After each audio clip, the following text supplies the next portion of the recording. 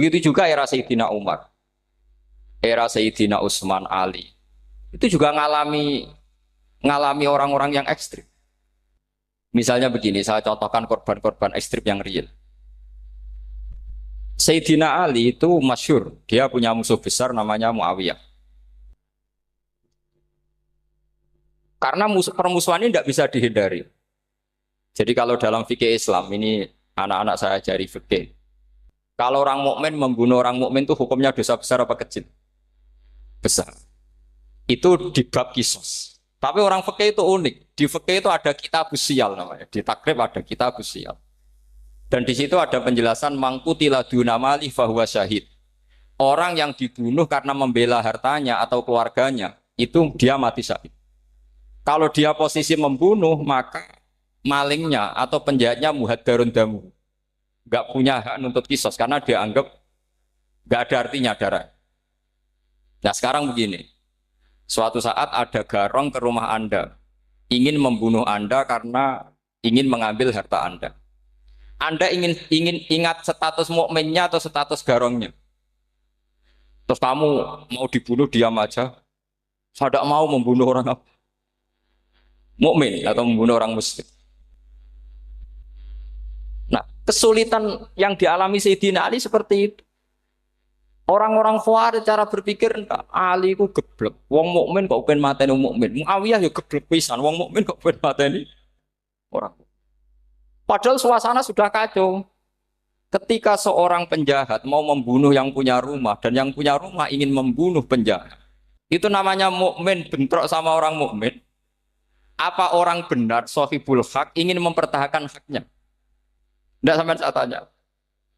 Itu sahibul hak, yaitu yang punya rumah, ingin mempertahankan haknya. Meskipun dalam duel ini kadang terjadi pembunuhan. Nah di sini ini ya, ulama ahli sunnah menyebut masalah istihadiyah. Kelompoknya Sayyidina Ali mempertahankan nyawanya, meskipun dengan cara membunuh pasukan Muawiyah. Pasukan Muawiyah juga mempertahankan nyawanya, meskipun harus membunuh pasukan Ali. Zaman itu susahnya istihad seperti itu. Tapi orang Khawarij cara berpikir enggak, ini biang keladi masalah itu Ali sama Muawiyah. Mereka malah rapat, ya sudah dua-duanya bunuh saja. Ya masyhur tuh, akhirnya Sayyidina Ali dibunuh oleh orang Khawarij. Makanya ini penting ya, pentingnya ngaji seperti ini. Jadi kamu harus dilatih berpikir nubuwah. Ya, dilatih berpikir apa? Nubuwah disebut al-ulama warasatul. Meskipun dengan cara yang ekstrim, tapi pikirannya saja, jangan perilakunya. Saya punya contoh sekian kasus, sekian tragedi. Misalnya begini, saya itu dulu punya teman, dia soleh, bisa baca Fathul Mu'in. Dia itu janggal, bilang sama saya, Gus, tidak biasanya Rasulullah itu agak-agak nyindir orang fakir. Ini kok ada hadis kadal fakru ayakuna kufur, bahwa kefakiran itu mendekati apa? Kekufuran. Dia itu aneh sekali. Biasanya tidak biasanya Rasulullah kritik seperti itu. Walhasil ini singkat cerita, anak ini ngalami satu trauma. Dia itu miskin. Gara-gara miskin gitu jadi buruhnya orang non muslim. Dan sering disuruh nganter majikannya itu ke tempat-tempat lokalisasi. Dia mulai mikir, ini gara-gara fakir saya harus nganter orang ke lokalisasi. Mulai ingat dia, sedekah Rasulullah ini gara-gara fakir saya jadi pengantar orang ke lokalisasi. Suatu saat majikannya itu benar-benar bangkrut. Malah dari disuruh nganter. Pokoknya carikan yang cantik bawa sini. Pusing. Nah, dia akhirnya walhasil lari terus keluar. Terus dia cerita. Betapa ekstrimnya fakir. Sehingga gara-gara fakir saya harus jadi penolong orang yang mau apa mak. Anda boleh berpikir ekstrim, tapi ekstrim dalam melawan kemungkaran itu tadi. Saya nggak boleh jadi fakir, tapi takutnya fakir yang nanti jadi alat kemak. Imam Ghazali juga punya contoh seperti itu. Imam Ghazali pernah marah besar ketika tren di Baghdad itu orang belajar fakih semua. Hatta layakuna thamma tabibun illa min ahli dhimmah, kata beliau. Sampai di Baghdad itu tidak ada dokter kecuali orang kafir dhimmah. Akhirnya kalau ada ulama sakit, saya masih ingat pas kecil, kalau ada ulama sakit itu tidak boleh dibawa ke rumah sakit. Takutnya ketemu dokter muslim, non muslim malah disuntik langsung apa? mati. Akhirnya ulama saat itu berfatwa, orang Islam harus ada yang jadi dokter. Banyaklah gus-gus yang sekolah kedokteran. Yang masyhur ya seperti Sahal bin Abdul Fattah. Itu dulu putranya Ki Fatah yang menolong Mbah Mahfud saat sembunyi. Saking idolakannya Basal, anaknya dinamakan Sahal, tapi dia jadi dokter spesialis bedah. Begitu seterusnya urusan negara. Dulu itu orang jabat itu tidak boleh, karena jabat itu dekat dengan syubhat, dekat dengan haram. Tapi gara-gara pejabatnya non-muslim, kalau bikin aturan ya ala non-muslim. Ulama akhirnya sadar, andikan kita yang jabat pasti tidak seperti itu. Bisa bikin perda ini, bisa bikin pelaturan begini yang menguntungkan Islam. Nah, jadilah banyak pejabat yang sekarang muslim. Tempat-tempat maksiat diobrak-abrik sama Satpol PP macam-macam. Kita untung. Tapi kalau orang-orang Khawarij pikirannya pokoknya pejabat itu dekat dengan haram, dekat dengan syubhat. Padahal dengan kita jabat bisa bikin perda atau apa yang menguntungkan Islam. Kemudian menjadi masalah baru secara fikih. Ini adik-adik dengerin biar kulino senam fikih. Kalau caleg soleh, misalnya Mas Nadif nyalek, ini tadi tak guyoni, mau jadi bupati ndak, kalau ya mau saya dukung. Jadi misalnya gini ya, Zaid sama Bakar, misalnya Bakar itu orang soleh, mau jadi calon lurah. Dia tahu kalau dia lurahnya kampung lebih baik. Kalau yang jadi ini Zaid, itu kampung itu rusak karena dia suka dugem, suka macam-macam. Kemudian Zaid ini pasti jadi karena beli suara. Misalnya per kepala itu dibeli 50.000. Bakar ini kalau nggak beli suara kalah. Padahal dengan kalahnya Bakar artinya kemenangan kemungkaran. Itu zaman era Fathul Mu'in, muridnya Ibnu Hajar Al-Hitami. Ibnu Hajar muridnya Abu Zakaria Al-Ansori itu fatwa. Yang soleh ini wajib beli suara, bukan boleh, wajib beli suara. Tapi ini namanya tidak nyuap, perlu dicatat, ini namanya tidak nyuap. Jadi tidak bisa kamu kaitkan misalnya ar-rosi wal murtasi finnar. Yang nyuap maupun yang menerima suap adalah sama-sama di neraka. Tidak bisa seperti itu, karena logikanya dibalik. Sekarang Bakar ini beli suara itu untuk membeli kebenaran, untuk mengawal kebenaran. Zaid beli suara untuk menopang kebatilan. Berarti namanya Bakar ini penyuap atau pembeli kebenaran? Pembeli kebenaran. Harus dibedakan. Nah, ini pentingnya ulama. Memang nyatanya seperti itu. Yang dikatakan nyuap, riswah itu adalah membayar uang li'ibtolil haqqi, untuk membatalkan kebenaran atau membenarkan kebatilan, itu namanya nyuap. Tapi kalau mengeluarkan uang untuk menghakkan barang hak dan membatalkan barang batil, itu namanya uang berjuang. Nah, ini pentingnya mikir. Jadi ulama itu mulai dulu sudah kelihatan. Nah, sekarang sudah banyak orang-orang khusyuk yang biasa di masjid khusyuk. Kalau ditanya zaman akhir rusak kabeh, wong soleh-soleh wis nyuap. Kalau orang soleh ini tidak nyuap ya tidak jadi. Kalau nggak jadi mereka nggak ada yang jadi DPR, nggak ada partai Islam, habis malah Indonesia. Saya itu punya kenalan banyak pakar-pakar di Jakarta, itu cerita saya, Pak Bahar. Indonesia itu solusinya gampang. Kita ini punya Bali, punya Batam. Itu kalau Bali dimakaukan, Batam dikayakan Hollywood. Amerika kaya itu bukan karena hebat. Pornografi dijual, tinju di Nevada itu dijual, di Las Vegas dijual, apa saja dijual. Kalau tidak kaya itu gimana? Sementara Indonesia mau aur-auran gitu sukan partai Islam. Sebenarnya Indonesia gampang, kalau ingin kaya Bali itu dikayakan Hollywood atau dikalahkan Makau, jadi kota judi. Batam dijadikan kaya Las Vegas. Itu transaksinya pasti triliunan. Orang kamane wong udo dijual, judi dijual, orang tinju dijual. Tapi gara-gara ada partai Islam, nyari rumus solusi ekonomi itu yang tidak seperti itu. Akhirnya kangelan. Akhirnya rapat isu. Tapi barokah tetap barokah partai apa? Yang menangnya caleg-calegnya rata-rata ya beli. Kalau tidak beli habis. Saya bukan menghalalkan nyuap, enggak. Kalau nyuap tetap haram ila yaumil qiyamah. Tapi kalau suratul masalah seperti ini kamu mengatakan suap itu beda. Ini suratul masalah yang tidak ada kaitannya dengan asal lawannya batil, kecuali lawannya sama-sama hak. Dua calon di kampung itu soleh sama soleh. Ini yang soleh bayar nggak boleh karena siapapun yang jadi soleh itu nggak boleh. Makanya kalau cari musuh yang dolim biar halal ya. Sekarang ya seperti itu. Kamu biasa heroik, biasa ngasih kiai kamu, ngasih hadiah kamu, biasa ngasih ibu kamu uang. Ternyata ibu kamu setelah kamu kasih uang, dikasihkan adik kamu atau kakak kamu yang nggak pernah kerja, terus kamu marah-marah, ini tidak adil. Saya yang memberi nggak dikasih, ini yang nggak kerja dikasih terus. Loh kamu biasa jadi pahlawan kok turun kelas menjadi apa? Pasien. Kamu milih jadi pahlawan apa pasien? Pahlawan. Jadi sebetulnya faham-faham ekstremis ini dari kegoblokan. Dari kegoblokan berpikir nubuah sehingga tidak punya rasa ibadah. Nah ini yang menjadi orang-orang ekstrim.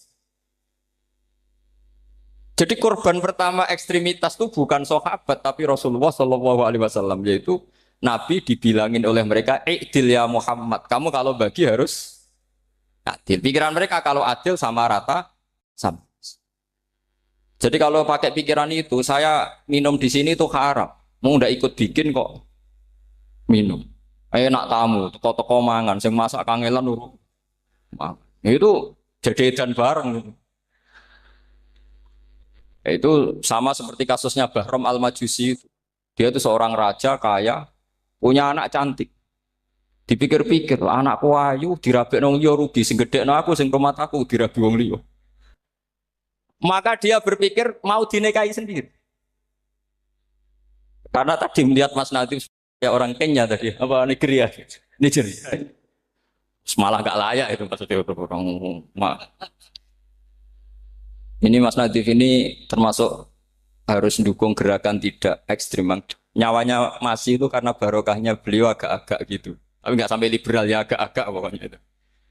Karena ketika ada gerakan ekstrim di Mesir, itu termasuk dia DPO. Ternyata setelah ada intelijen, beliau pas buka itu nggak makan dulu tapi rokok dulu. Wah ini mesti orang sekuler, nggak ekstrim. Akhirnya nyawanya sampai sekarang itu barokahnya rokok pas iftar itu pas. Nah, tanya ini masih hidup, ya Mas? Ya pernah sepuh sama saya. Jadi pikiran-pikirannya Bahram itu seperti itu. Walhasil akhirnya Bahram itu menikahi anaknya sendiri. Masyhur itu dalam cerita. Jadi ceritanya itu ada seorang wali tidur di Masjid Haram sama Rasulullah, ditemuin gitu. Terus kata Rasulullah, salam saya untuk Bahram Al-Majusi. Ternyata dicari-cari nggak ada Bahram lain kecuali Bahram yang berdua, bahkan anaknya sendiri mau dinikahi. Ya cara berpikir karena seperti itu. Kalau kita berbuat banyak harus dapat. Itu bahaya. Bahaya sekali karena kalau dalam teori beragama itu al-yadul ulya khairum minal yadis sufla. Kalau biasa ngasih ya ngasih saja, itu heroik. Itu bagus. Jangan biasa ngasih sekarang bermental apa? Makanya saya itu kalau ngajar di pondok yang dulu pernah saya belajar di situ atau yang pernah sepuh itu, dikasih itu bingung. Karena saya ya masih waras itu. Jadi kalau dikasih itu bingung. Tapi banyak juga guru-guru yang dulu ngaji lama setelah ngajar di pondok alma maternya nuntut. Itu saya tidak tahu itu. Itu sudah ada agak-agak kayak itu tadi. Walhasil si Barom tadi itu, ini cerita harus saya teruskan karena nggak boleh diputus.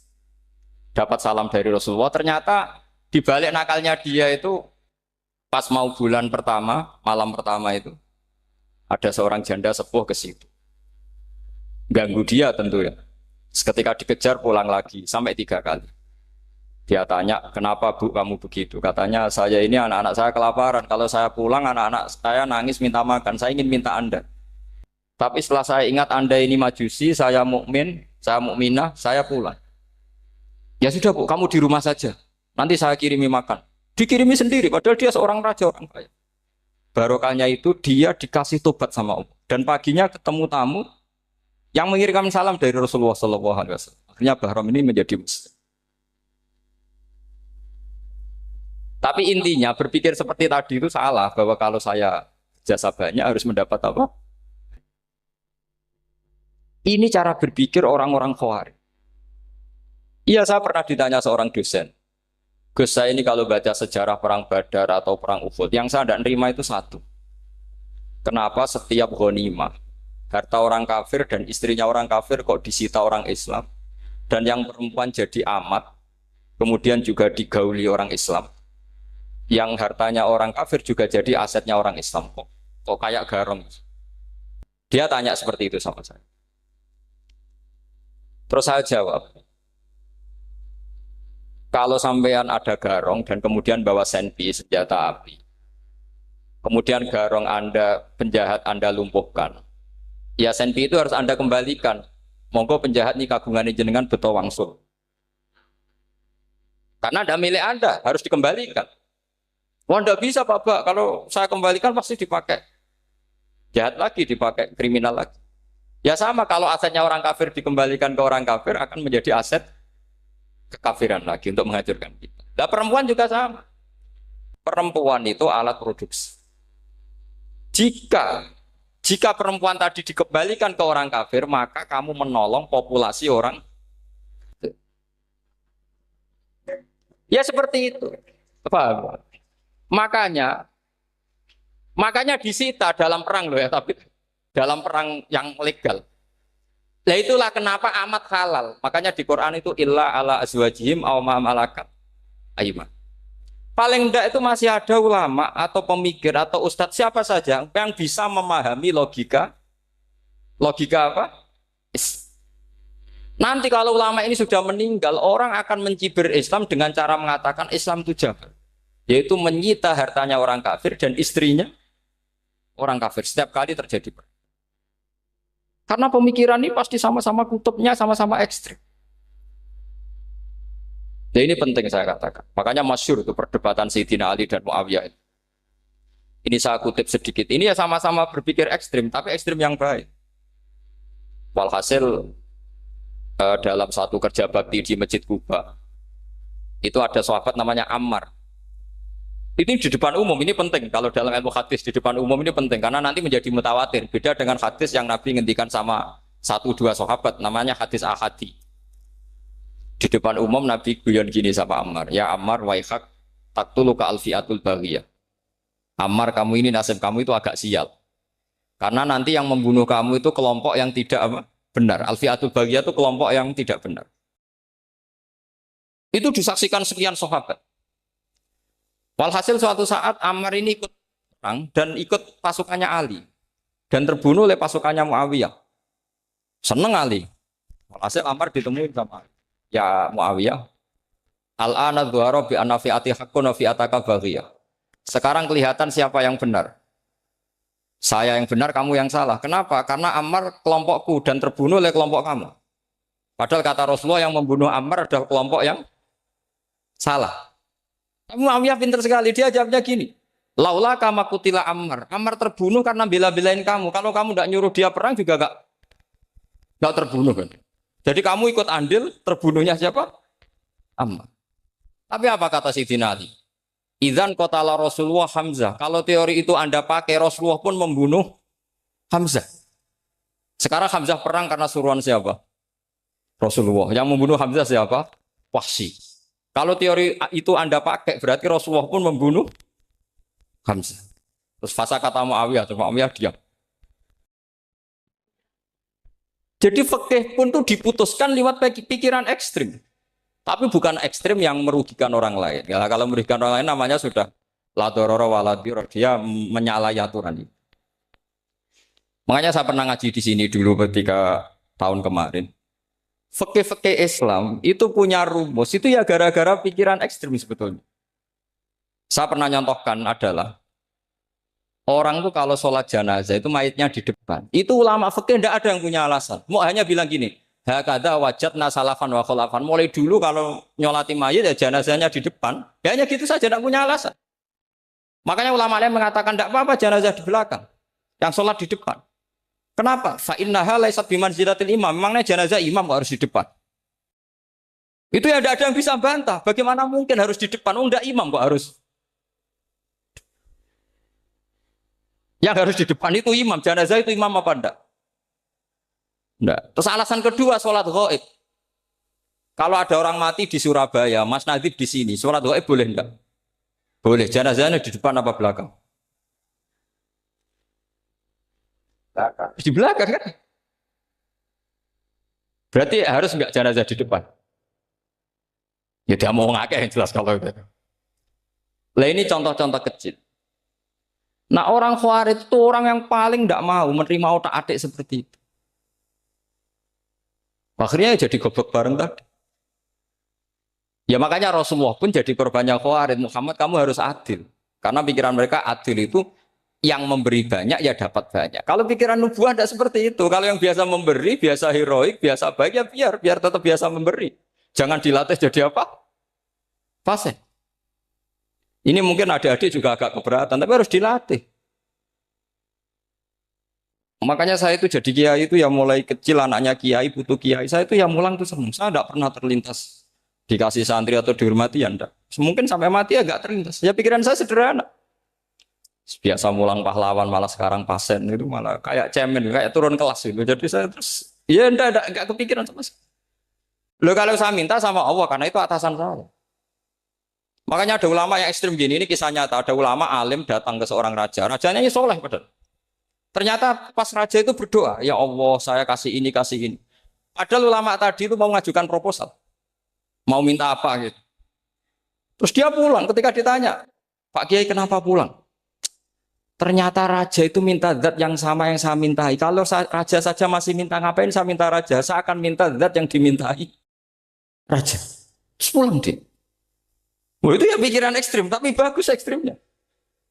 Saya akan minta zat yang dimintai. Kalau sampean kan uteke saya les, sholat dinteni, tetap jalo. Oh, kok orang mikir seperti itu. Mang wis salah didik, salah itu tadi. Nah, ini harus dilatih. Masyhur itu ketika Nabi pas Fathu Makkah itu, orang-orang Ansor komentari Nabi gini, ketika Nabi sangat happy di Mekah, sangat enjoy di Mekah, kata orang-orang Ansor, Amar rojul fa'adroka durok fatun fi ahli wa ulfatun fi asyiroti. Namanya orang pasti happy kalau di kampung halaman. Jangan-jangan Rasulullah itu nanti hidup di Mekah lagi, karena Mekah sudah dikuasai orang Islam. Beliau pasti kangen sama keluarga, sama Mekah. Tapi ya sama, ketika Rasulullah mulai ngasih itu, orang-orang Quraisy dikasih banyak, orang Ansor juga pikirannya seperti itu. Baru orang Ansor dilatih pikiran nubuwah, yaitu tadi. Mereka itu dapat kambing, dapat sapi, terus pulang. Kamu mendapat saya, milih mana? Milih Rasulullah Shallallahu Alaihi Wasallam. Sekarang kamu saya balik. Kamu punya kiai, kamu bisa memberi hadiah, memberi beliau. Suatu saat kiai Anda ini kaya raya, terus sering ngasih orang-orang yang nggak pernah berjasa. Kamu nggak pernah dikasih. Itu kalau pakai pikiran Khawarij, kiai ini salah karena ngasih orang yang tidak berjasa. Tapi kalau kamu pakai pikiran nubuah, enggak. Alhamdulillah saya tetap istiqomah memberi kiai itu. Dan alhamdulillah enggak dibales. Semoga balasannya di akhir. Ya sudah seperti itu. Kalau pakai pikiran gengsi tadi seperti itu. Masa biasa memberi sekarang posisi diberi. Saya rak turun kelas. Jadi sebetulnya pikiran ekstrim itu boleh, tapi untuk yang seperti ini bukan ekstrim yang tadi. Makanya ini disebut al-hujjat. Al-hujjat itu satu logika yang bisa mematahkan asumsi awal. Ini saya harap santri-santri matolek, putra maupun putri berpikir seperti ini. Sehingga sama. Jadi misalnya sekarang dibalik. Kalau ada orang NTT yang masih non-muslim, itu orang kafir yang harus dibunuh atau orang kafir yang harus didakwai. Mesti pikirannya itu, kalau Nabi itu ya semua yang didakwai Nabi dulu orang kafir. Nah, ketika Nabi di Mekah itu pertama ketemu orang kafir itu dibunuh atau didakwai? Didakwai. Ya berarti pilihan sekarang ya didakwai bukan dibunuh. Nah soal perang itu perang itu beda dengan membunuh. Ada janjinya, ada macam-macamnya, terus nggak ada solusi itu baru ada apa? Jadi kalau sudah dibalik-balik gitu, makanya kata ulama-ulama, Khawarij itu pasti salah. Pasti salahnya adalah kalau orang tidak benar ya dibenarkan bukan dibunuh. Kalau setiap orang kafir dibunuh, Nabi kapan jadi nabinya? Karena orang kafir habis. Jadi metode bil hikmati ya ada, metode hasanah ya ada, karena orang kafirnya sudah apa? Mati. Terus, pertanyaan kedua, kalau Nabi harus ekstrim ngapain? Yang ngawal Jibril, halnya Israel lebih efektif. Jadi, kalau sama-sama ingin ekstrim, Nabi itu nggak usah dikawal Jibril, kan enggak efektif kan? Harusnya yang ngawal itu siapa? Israel. Kan nggak repot. Nah, jadi saya mohon ini saya cerita. Jadi korban pikiran ekstrim itu bukan siapa-siapa. Pertama itu Rasulullah. Akhirnya Rasulullah menjelaskan, ya beginilah cara berpikir. Jadi saya kira demikian. Nanti mungkin kalau ada tanya-tanya, ada pertanyaan. Yang jelas kalau seputar ekstremitas itu bisa latihan. Ya. Sebenarnya bisa latihan di fikih. Karena fikih ini cerminan dari pikiran ulama. Ya, cerminan dari pikiran apa ulama yang tidak tekstual. Ya, seperti gini ya. Tasaddaqa Rasulullah so'an min tamrin au so'an min akidin. Ketika zakat fitrah itu Rasulullah mengeluarkan satu sok tamar. Tamar itu kurma. Kalau menurut tekstual berarti zakat fitrah harus pakai kurma. Tapi semua ulama sedunia mengatakan putih ahlil balad. Hanya dalam konteks Indonesia ya pakai apa? Beras. Berarti kata tamar diganti kot, diganti apa? Kot. Jadi orang itu jangan diajak goblok bareng. Masa Nabi ngendikan tamar harus apa? Makanya saya pernah debat. Pak Nabi itu cingkrang. Kenapa orang-orang itu rata-rata tidak cingkrang? Saya bilang, Nabi itu hidupnya di Mekah. Kenapa Anda hidup di Indonesia? Iya, Nabi itu hidupnya di Mekah.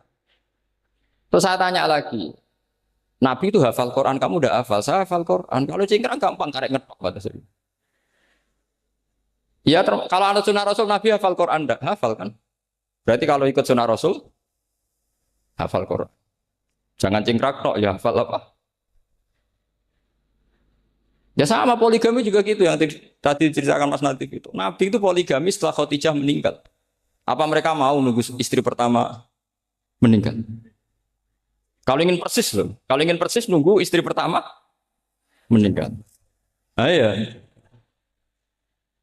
enggak mau juga kan? Ya biasa saja lah. Pokoknya yang dihalalkan syariat ya kita bilang halal, yang diharamkan kita bilang apa? Enggak usah sok suci isi sunnah Rasul. Saya punya banyak cerita. Abu Bakar itu dulu sering menghindari sunnah Rasul.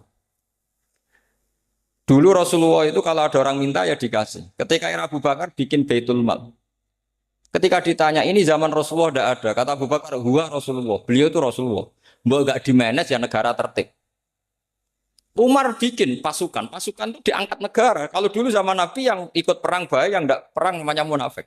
Era Umar tidak, militer itu ditunjuk. Ya digaji pakai Diwanul Murtazikoh. Ketika ditanya, kenapa tidak kayak Rasulullah? Huwa Rasulullah, mbok tidak tertib pun tetap negara stabil. Karena ada karisma. Jadi kadang-kadang dalam banyak hal itu kita malah tidak boleh persis Rasulullah karena kadang banyak khususnya. Yaitu contoh yang paling masyhur di fikih ya kayak Nabi itu nikah 9 itu khususnya. Dalam strategi juga sama. Dalam strategi memanage negara juga sama. Banyak sahabat yang punya ide yang zaman Nabi itu tidak ada. Ketika ditanya, kenapa tidak persis Nabi? Katanya, huwa Rasulullah. Ya Rasulullah itu meskipun seperti itu, meskipun tidak tertib secara rasional, tetap dikawal wahyu. Makanya negara baik-baik saja. Kalau saya ini hanya Abu Bakar, kalau tidak ya repot. Umar ya sama, bikin Diwanul Murtazikoh. Utsman juga sama, di-manage negara. Sayyidina Ali juga di-manage. Kalau Nabi tidak. Tapi tidak apa-apa, karena ada karisma. Sama tak cerita nih, masalah zakat yang masyhur. Orang paling bakhil sekalipun, paling kikir sekalipun, itu zaman Rasulullah bayar zakat. Karena pikirannya setelah zakat dikasihkan, Rasulullah mendoakan. Khudh min amwalihim shadaqatan tutahhiruhum wa tuzakkihim biha wa sholli alaihim. Inna sholataka sakanul lahum. Era Abu Bakar enggak. Sorry ya Abu Bakrin, dulu kita zakat sama Rasulullah karena didoakan beliau. Kamu hanya Abu Bakar, saya tidak mau zakat. Ya sama lah seperti orang dipimpin ulama-ulama karismatik. Orang dipimpin Badola itu tidak usah metai, santri sudah nurut. Dipimpin Usman Nazif, gak bikin pelaturan, habis pondok. Kalau nggak ngancam, nggak gini, ditakzir, nggak gini, habis. Zaman Badola dehem tok santri wedi. Mas Nadif dehem, oh, enggak. Nah, makanya Rasulullah itu tidak banyak bikin pelaturan. Rasulullah itu kalau mau perang itu hanya bilang sahabat, saya besok ditantang Abu Sufyan di sini. Saya mau perang. Oh itu sahabat ikut semua. Orang melihat wajahnya, melihat karismanya sudah tertarik ingin menyelamatkan beliau. Kita tidak akan ridho Rasulullah keluar sendiri. Kalau Abu Bakar ya enggak. Pertama Abu Bakar pidato sudah sopan. Saya memimpin kamu. Ini ketulitu alas tubuh khairikum. Saya ini memimpin kamu, tapi bukan berarti saya yang terbaik. Jika saya benar maka dukunglah. Kalau salah ingatkan. Itu pertama orang-orang bilang apa? Fawwah la uqiman nakabisef. Nanti kalau Anda salah tak ingatkan pakai pedang. Ya karena hanya Abu Bakar bukan Rasul. Jika diaturlah, ini ada militer, ada pengawal, ada Baitul Mal. Era Umar lebih modern lagi, ada Diwanul Murtazikoh, ada macam-macam. Ya Rasulullah nggak ada. Nah sekarang orang sidik-sidik muni sunnah Rasul. Padahal ada sunnah Rasul yang khasnya Rasulullah sebagai nubuah. Ya khasnya Rasulullah sebagai apa? Coba Nabi itu istrinya 9. Semuanya cerita tentang tahajudnya Nabi, witirnya Nabi. Apa kira-kira Mas Nadif kalau punya istri 4 ceritanya tentang tahajudnya Mas Nadif? Kan enggak. Nah, jadi saya mohon, nah, sebetulnya pikiran-pikiran ekstrim itu karena enggak mau belajar. Enggak mau belajar. Kalau mau belajar itu kata Imam Ghazali itu dalam kitab Imla, Al-Imla fi Iskalatil Ikhya itu. Fal ma'ani awsa'u minal ibarat. Yang namanya ma'ani itu awsa'u minal ibarat. Jadi yang fal ma'ani awsa'u minal ibarat. Jadi yang namanya makna itu lebih luas minal apa? Ibarat. Nah, ini contoh yang paling nyata ya Sayyidina Ali. Ketika Sayyidina Ali perang sama Muawiyah, itu Sayyidina Ali bilang, sebaiknya Muawiyah kirim delegasi, mediator. Saya juga kirim mediator. Terus orang-orang Khawarij karena tadi tekstual. Mahada ya Ali.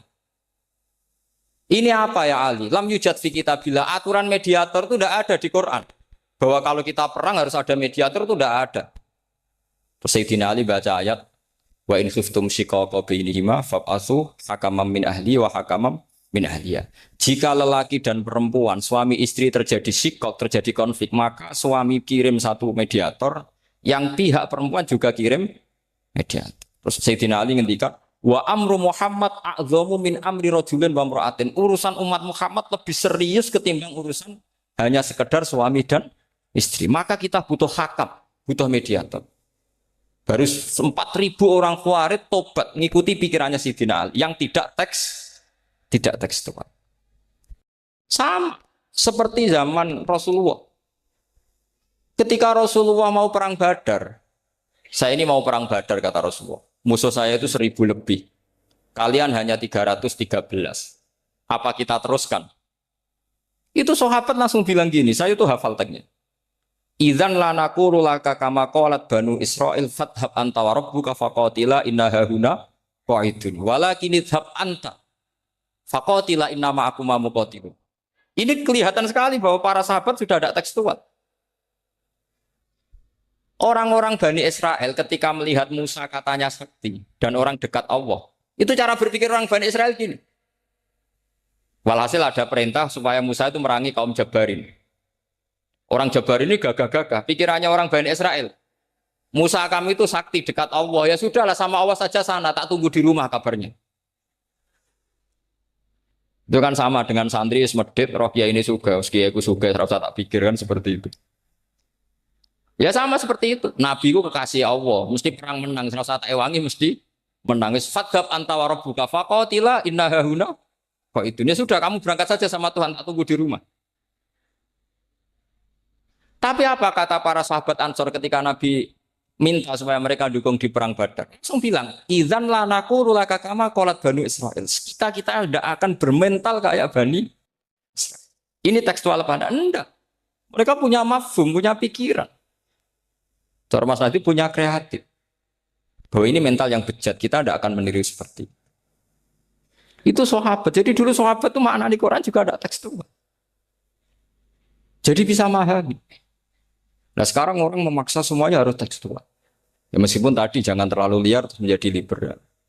Tapi saya tidak tahu kalau contohnya Mas Nadiem tadi pakai kondom, sistem kondom tidak tahu itu pikirannya Jil apa Mas Nadiem tidak tahu saya itu. Itu tidak tahu. Kok sampai sembeling itu saya tidak tahu itu. Oh, lagi juga kalau tidak bisa nyontohkan yang di luar itu, saya itu ya tidak tahu. Mulai dulu ilmunya yang seperti itu terus itu. Ya tidak tahu lagi. Jadi mulai dulu zaman Nabi pun itu sudah ada pikiran-pikiran seperti itu. Jadi tekstual atau harfiah itu ya enggak. Nyatanya sahabat langsung bilang idzan lanaku rulaka kama qalat banu apa? Esra. Jadi ini saya kira demikian nanti kalau apa ada yang tanya monggo.